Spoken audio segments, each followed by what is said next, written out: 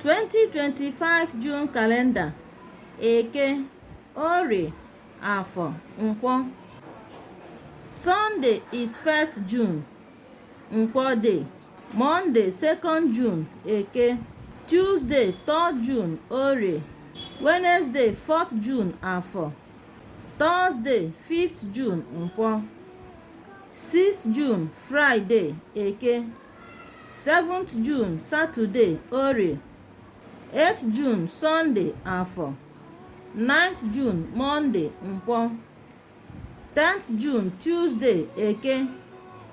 11th June, Wednesday, Orie. 12th June, Thursday, Afọ. 13th June, Friday, Nkwọ. 14th June, Saturday, Eke. 15th June, Sunday, Orie. 16th June, Monday, Afọ. 17th June, Tuesday, Nkwọ. 18th June, Wednesday, Eke.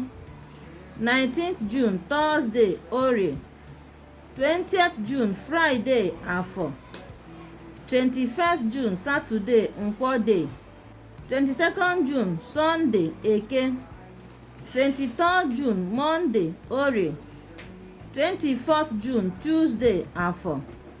25th June, Wednesday, Nkwọ. 26th June, Thursday, Eke. 27th June, Friday, Orie day. 28th June, Saturday, Afọ. 29th June, Sunday, Nkwọ. 30th June, Monday, Eke day. So like and share our videos. Follow for more.